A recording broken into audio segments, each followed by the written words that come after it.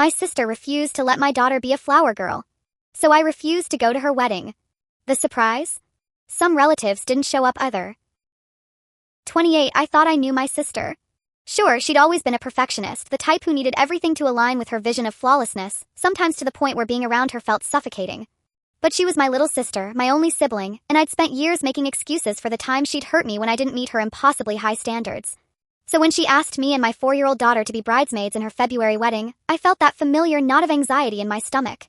I knew she was going to be a bridezilla of epic proportions, but family is family, right? The months leading up to her September wedding were exactly what I'd expected: multiple dance practices, ridiculously expensive dresses that stretched our budget, and her legendary tantrums whenever something didn't go according to her pristine plan. Through it all, I held on to one non-negotiable boundary: if she was nasty to my daughter in any way, we were out. I would never be nasty to my favorite person in the whole world, she'd assured me, her eyes lighting up when she talked about her niece. My daughter adored her aunt, and the feeling seemed mutual. At 4 years old, she was thrilled to be part of something so important, practicing her flower girl duties with the kind of earnest dedication only children possess. Everything seemed perfect until my sister's new husband's little cousin started joining our dance practices. She was about 8, blonde and bubbly, and my sister immediately took a shine to her. First, it seemed innocent enough, asking the older girl to help my daughter learn how to throw the petals properly, including her in the choreography we'd been perfecting for months. But then the shifts began. Subtle at first, having my daughter sit out while the cousin performed the poem that was supposed to be hers, giving the older girl more prominent positions in the dance routines. I watched my daughter's confusion grow as she was increasingly sidelined, but I prayed I was reading too much into it. A few weeks before the wedding, I couldn't ignore the signs anymore. I invited my sister out for coffee, hoping for a reasonable conversation about what I was witnessing. "I'm so glad you brought this up," she said, setting down her latte with the kind of smile that never reached her eyes. I was looking for the right time to discuss this. My heart sank. Discuss what, exactly? Well, your daughter isn't doing everything right, and I'm afraid she's going to mess up my vision by saying the wrong thing or not doing the dance correctly on the day. I fought to keep my voice level. She's been doing a pretty good job. Everyone's been praising her efforts. My sister actually giggled, a sound that made my skin crawl in that moment. It's not their day though, is it? So it's not up to us what's good enough for my wedding. Coffee shop suddenly felt too small, too bright. Are you saying you think your niece isn't good enough to be in your wedding?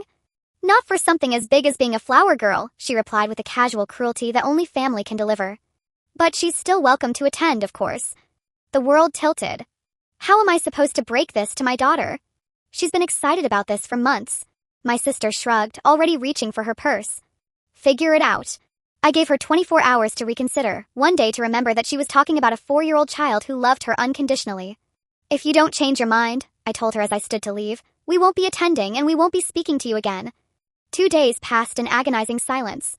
No call, no text, no acknowledgement that she might have made a mistake. Finally, I couldn't put off the inevitable conversation any longer. Telling my daughter that she was no longer going to be at Aunt Anna's wedding was one of the hardest things I've ever had to do. Despite my best efforts to sugarcoat it, to make it sound like a mutual decision or a scheduling conflict, she saw right through me. Children have an uncanny ability to sense when they're being rejected, and my beautiful, sensitive little girl was no exception. She cried herself to sleep that night.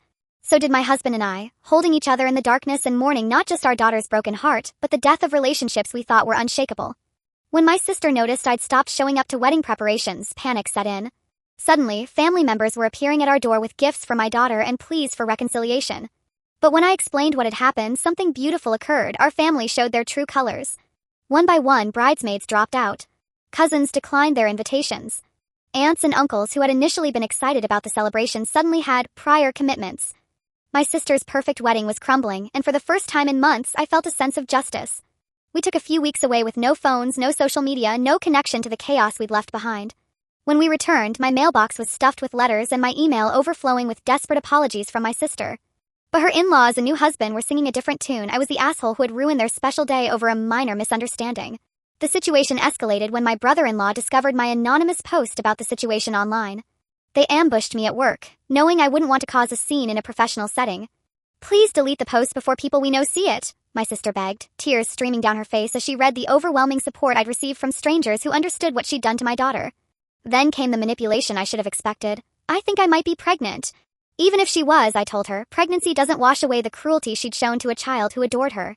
I hoped her husband's family would never treat her future children the way she'd treated mine, because I had no intention of being part of her life to witness it. My brother-in-law tried to intervene, saying I was making her so upset, and that everyone was cold toward them because of me. No, I replied, feeling calmer than I had in months. Everyone's cold because Cinderella and Prince Charming forgot that after treating everyone like shit, no one wanted to be in there happily ever after. They didn't appreciate my mocking tone and raised their voices, but my boss, a woman with a 5-year-old of her own who understood exactly what my family had been through, asked them to leave. My sister's mother-in-law reached out to my parents, suggesting a family dinner on neutral ground to work out our differences. I agreed to go, but only to officially tell them to leave us alone. That dinner never happened because the truth came out first. The wedding photographer, a woman whose conscience wouldn't let her stay silent, reached out to me through my post. She knew my full name and provided her professional credentials to prove her identity. What she told me changed everything. This wasn't about my daughter's dancing abilities or her performance anxiety. The photographer had overheard my sister's mother-in-law and aunt-in-law in the bathroom during the wedding, drunk and spewing racist slurs about my daughter and husband. They called me the black man's whore, and my brother-in-law had made similar jokes throughout the day while my sister smiled and laughed along. The photographer believed other family members had heard these comments too, which explained the mass exodus from the wedding party.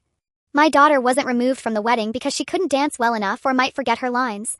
She was replaced because unlike her aunt, unlike me, and unlike the blonde, blue-eyed cousin who took her place, she didn't fit their vision of acceptability. Truth hit like a physical blow, but it also brought clarity. This wasn't about perfectionism or wedding stress or even sibling rivalry.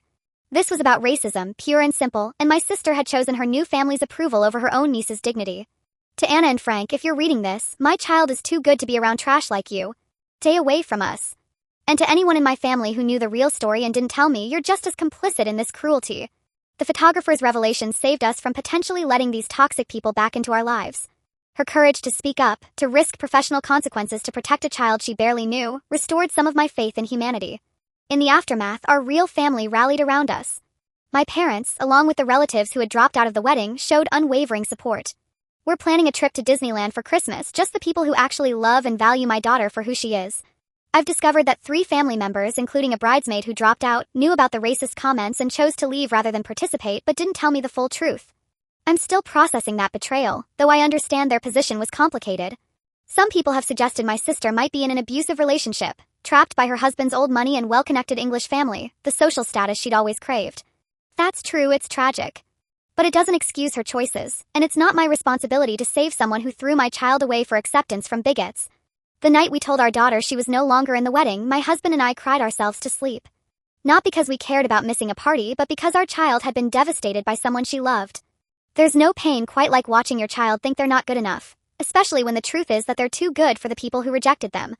Some commented negatively about my husband crying, as if fathers loving their children deeply is somehow shameful. A father's love is equal to a mother's love, and men are allowed to have emotions. They're allowed to grieve when their children are hurt. My sister chose her path when she chose to smile at racist jokes about her niece. She chose her new family's approval over her own flesh and blood. Now she gets to live with those choices, and we get to live free from people who would judge a 4-year-old based on the color of her skin. We're better off without them, and my daughter deserves better than people who see her as less than perfect because she doesn't fit their narrow, bigoted definition of beauty. She is perfect exactly as she is, and she's surrounded by people who recognize that truth. Sometimes the greatest gift someone can give you is showing you exactly who they are.